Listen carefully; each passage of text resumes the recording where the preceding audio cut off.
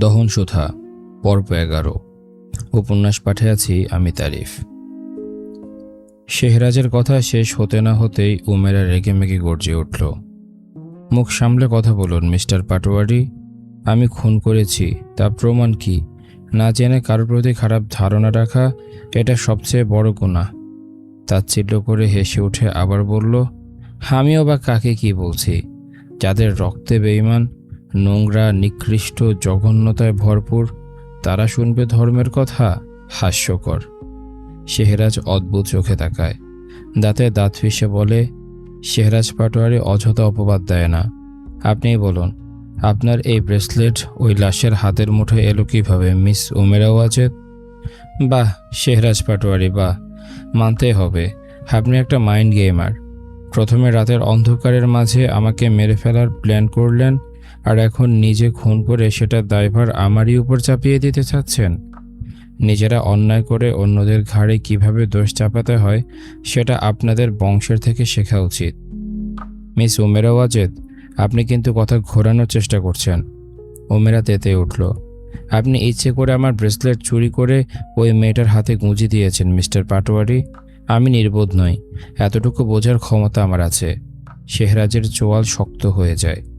এই পাগল মেয়েটা তখন থেকে একই কথা বলে যাচ্ছে।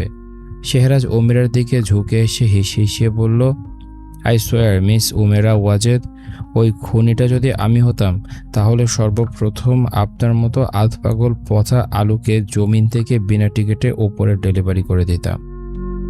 রাগে উমেরার শরীর কাঁপছে। একে তো সে বুঝতে পারছে না তার ব্রেসলেট ওই মেয়েটার হাতে কিভাবে গেল, তার উপর এই শয়তানের মিথ্যে দোষারোপ শুনে ইচ্ছে করছে একটা পাথর তুলে সোজা মাথায় মেরে লোকটাকে কোমায় পাঠিয়ে দিতে। উমেরা শেহরাজের চোখের দিকে তাকিয়ে দাঁতে দাঁত চেপে বলল, কাপুরুষের ঘরের কাপুরুষরা খুন খারাপি ছাড়া আর কি পারেন? আপনাদের রক্তে বিষ দিয়ে খোদাই করা রয়েছে বিশ্বাসঘাতক শব্দটা। পাটোয়ারির বংশধর পেছন থেকে কিভাবে ছুরি মারতে হয় তা ভালোই জানে। শেহরাজের চোখ জোড়া রক্তিম হয়ে উঠল। সে আরও এগিয়ে এসে কিছু বলতে যাবে, তখনই খেয়াল করল ডক্টর মোহিত তাদের দিকে আসছে। শেহরাজ তৎক্ষণাৎ উমেরার থেকে দূরত্ব বজায় রেখে স্বাভাবিকভাবে দাঁড়ালো, যেন এতক্ষণ কিছুই হয়নি। তোমাদের একে অপরকে দোষারোপ করা শেষ হলে এবার লাশটিকে নিয়ে ভাবা উচিত।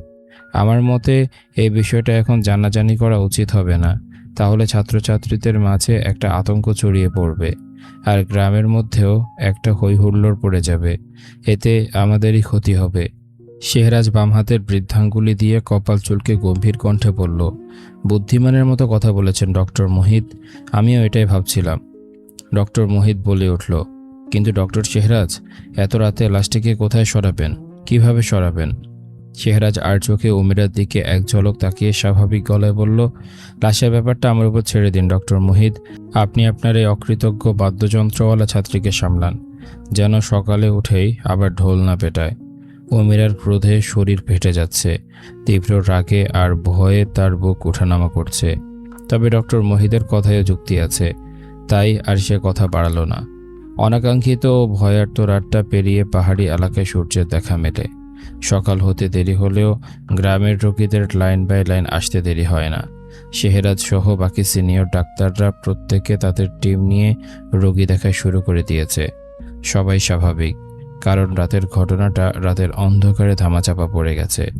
যারা অনেকক্ষণ ধরে লক্ষ্য করছে উমেরা কেমন জানি অন্যমনস্ক হয়ে আছে, কাজে তার মন নেই, একা একা বিড়বিড় করছে, যেন গভীর কোনো ভাবনায় ডুবে আছে। আশেপাশে কি হচ্ছে সেদিকে তার কোনো মনোযোগ নেই। যারা হাতের কাজ রেখে এগিয়ে আসলো সেদিকে। এই কি হয়েছে তোর, বলতো? কে নিয়ে এত চিন্তা করছিস? আমি তোকে লক্ষ্য করছি, কখন থেকে তুই একা একা কি যেন বলছিস। কি হয়েছে হ্যাঁ? যারার প্রশ্ন শুনে উমেরা চমকে উঠলেও নিজেকে সামলে নিল। রাতে তার উপর হামলা হওয়া থেকে শুরু করে যা যা হয়েছে সব কিছু সে সাবধানতার সাথে এড়িয়ে গেল, যদিও তাকে সব কিছু ভীষণ গভীরভাবে ভাবাচ্ছে। এই পাহাড়ি এলাকায় তার কোনো শত্রু নেই, জানাশোনাও কেউ নেই, তাহলে হঠাৎ করে তার উপর আক্রমণ করার মানে কি? আর কেই বা তাকে মারতে এলো? শেহরাজ পাটোয়ারি? হয়তো এই লোকটাই তো রয়েছে সব কিছুর পেছনে। উমেরা মনে মনে পণ করল, শেহরাজের ভালো মানুষের আড়ালে যে কুৎসিত নোংরা চেহারা রয়েছে সেটা সে উন্মোচন করেই ছাড়বে, আর সেটা সে খুব শীঘ্রই করবে। তার জন্য তাকে যা যা করতে হয় সেটাই করবে। যারার ধাক্কায় সে ভাবনার জগৎ থেকে ফিরে আসে, মুখ গম্ভীর করে বলে, না কিছুই হয়নি, রাতে ঘুম হয়নি, তাই ভালো লাগছে না কিছুই, কেমন যেন অস্বস্তি লাগছে, ব্যাস। ওমেরা সম্পূর্ণ কথা লুকিয়ে গেল। যারা বুঝল না, শুধু সন্দেহজনিত বলল, পাহাড়ি এলাকায় মানুষ আসে স্বস্তির নিঃশ্বাস নেওয়ার জন্য, আর তুই বলছিস অস্বস্তি লাগছে? আচ্ছা একটা কাজ কর, তোর কাজ শেষ কর, তারপর আমরা পাহাড় দেখতে বের হব, তখন তোর ভালো লাগবে, দেখিস।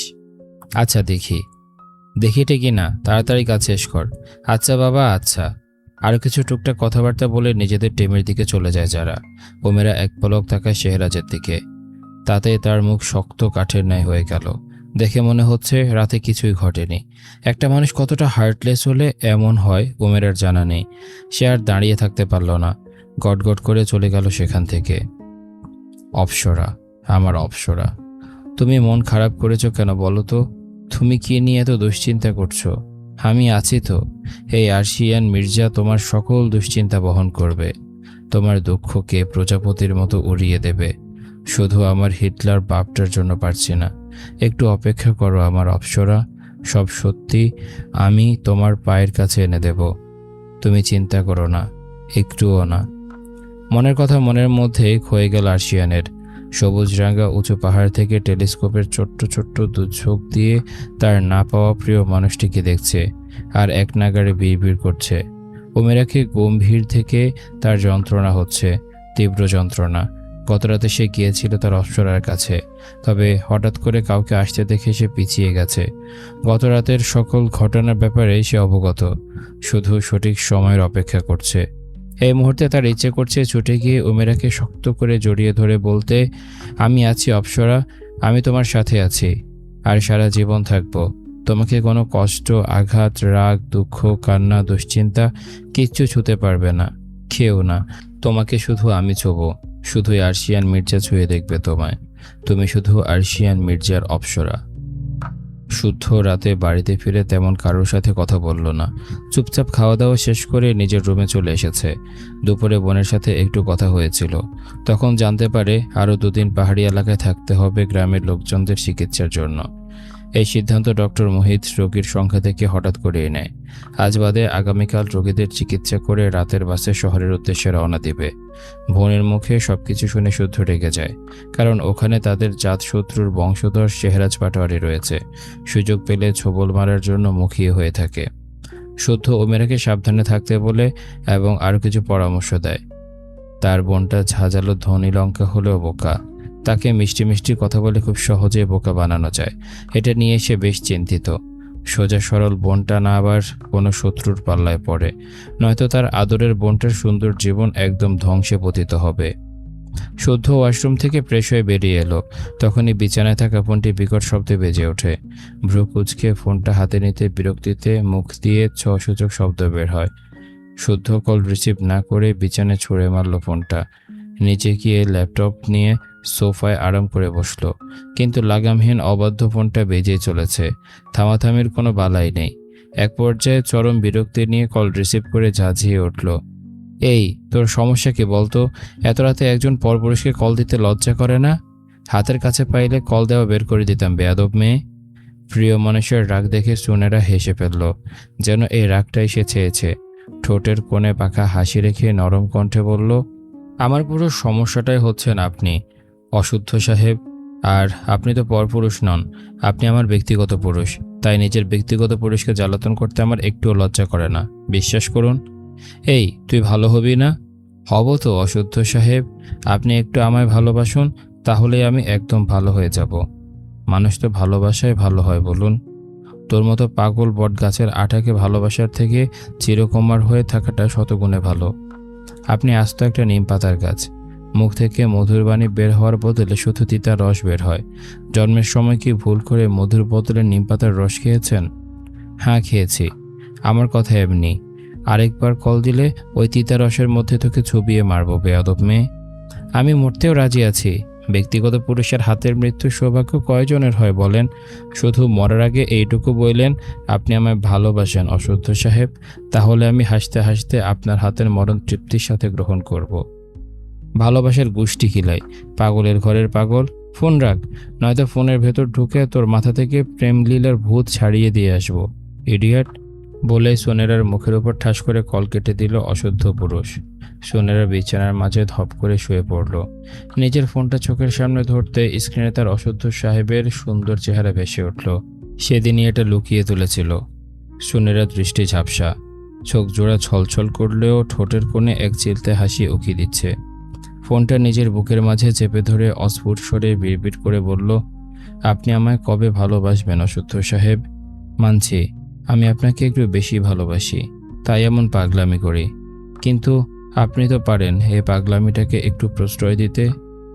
দীর্ঘ একটা নিঃশ্বাস নিয়ে চোখ বন্ধ করে ঘুমের রাজ্যে তলিয়ে গেল সোনেরা, তবে ঠোঁটের কোণে হাসিটা লেগেই আছে। পরের দিন সকালবেলায় সবাই মিলে এলাকায় এলাকায় গিয়ে প্রি চিকিৎসা দেওয়ার সিদ্ধান্ত নিল। পাহাড়ি এলাকায় অনেক গ্রামে শয্যাশায়ী রোগী রয়েছে, যাদের চিকিৎসাটাও জরুরি। আজকের কাজটা শেষ হলে শহরে ফিরে যাবে সবাই। প্রত্যেকটা টিম আলাদা আলাদা গ্রামে এসেছে, যাদের গুরুতর অবস্থা এবং দেখাশোনার মতো কেউ নেই, এক কথায় নিঃস্ব যাকে বলে। তাদের সবাইকে শেহরাজ পাটোয়ারি নিজ দায়িত্বে নিজের হাসপাতালে নিয়ে যাওয়ার ব্যবস্থা করেছে। সেখানে তাদের চিকিৎসা আর বাকি দেখভাল করা হবে। এতে গ্রামবাসীরা মুগ্ধ শেহরাজের প্রতি, তার কাজের প্রতি, আর সুনাম গাইছে অনেকেই। তরুণ বয়সের একজন ডাক্তার এত উদার হতে পারে, সেটা শেহরাজকে দেখে সবাই ব্যাকুল। উমেরা এসব আদিক্যতা দেখে সহ্য করতে পারছে না, কারণ সে জানে এসব লোক দেখানোর জন্য করছে শেহরাজ পাটোয়ারি, না হলে ভালো মানুষের মুখোশ ধরে রাখবে কিভাবে? ওমেরা ও টিমের দুজন মেয়ে মিলে কয়েকজন বাচ্চা ছেলে মেয়েদের চেক আপ করছিল। তখন একটা মেয়ের হাত লেগে ভুলবশত ওমেরার সাদা ডাক্তারি কোটের লিকুইড ওষুধ পড়ে যায়। মেয়েটি নিজের ভুলের জন্য অনুতপ্ত, তাই ওমেরা আর কিছু বলল না। আশেপাশে তাকিয়ে দেখে কিছুটা দূরে টিউবওয়েল রয়েছে।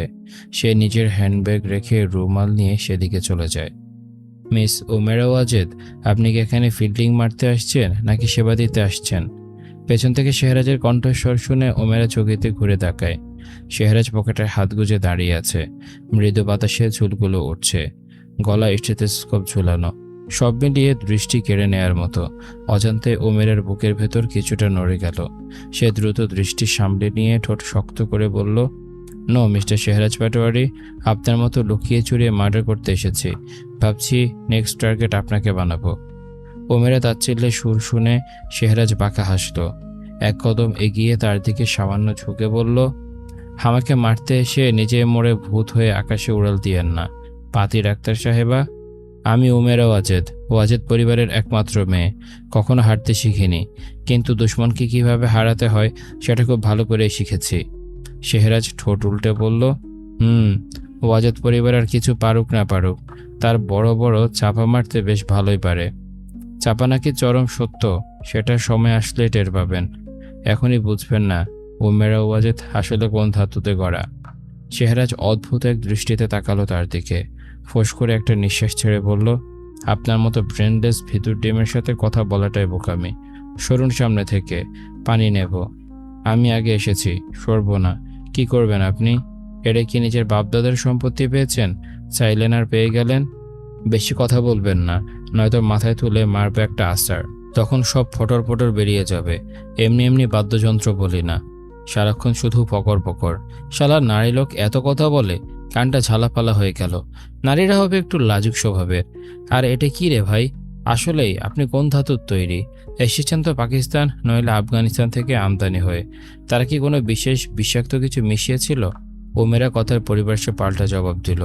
তর্জনী আঙুল তুলে সে শেহরাজকে শাসালো, খবরদার আমার জন্ম নিয়ে কথা বলবেন না, তাহলে কিন্তু খুব খারাপ হবে। স্টুপিড। গালি দিবেন না বলে দিলাম। না গালি দিব না, আপনাকে কোলে তুলে চুমু দেব। আসেন, দুটো চুমু দিয়ে 16 কলা পূর্ণ করে দেই। ছি, অসভ্য লোক। অসভ্যতামের একটা সীমা থাকা দরকার। অবশ্য পাটোয়ারিদের চরিত্রতে নর্দমার চেয়েও নিকৃষ্ট। মুখে লাগাম থাকবে কি করে? আপনার চরিত্র বুঝি দুধে ধোয়া, তাহলে মাঝরাতে আমার কাছে কি করতে এসেছিলেন?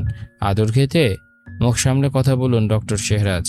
আমার মুখ ঠিকই আছে, নয়তো পরশু রাতে আপনার কুকীর্তির ঘটনা ফাঁস করে এতক্ষণে জেলের ভেতর ভরিয়ে রাখতাম। তখন জেলে বসে থেকে শক্ত রুটির সাথে আমার মতো পচা পাকা দলা কুমড়ার ঘাঁটি খেতেন আর বলতেন, আহ, এত স্বাদ কে? উমেরা আরেকটু এগিয়ে এসে আঙ্গুল তুলল শেহরাজের দিকে। শেহরাজে আঙ্গুল মুঠ করে ধরে এক হ্যাঁচকা টান দিল। ভারসাম্য হারিয়ে উমেরা এসে পড়ল শেহরাজের বুকে। তাদের মধ্যে দূরত্ব নেই বললেই চলে। আর এই দৃশ্যটায় চোখে পড়ল গ্রামের কয়েকজনের চোখে। মুহূর্তে জড়ো হলো এলাকাবাসী। উমেরা চট করে সরে এলো। চোখের সামনে সব এলোমেলো লাগছে, মাথা যেন তাল হারিয়ে ফেলেছে। এমন ঝাপসা লাগছে কেন সব? এই ছিল আজকের পর্ব। কেমন লেগেছে তোমাদের কমেন্ট করে জানাও। দেখা হচ্ছে পরের পর্বে। ততক্ষণ পর্যন্ত সবাই ভালো থাকো, সুস্থ থাকো। আজকের মতো আমি তারিফ এখানে বিদায় নিচ্ছি। আল্লাহ হাফেজ।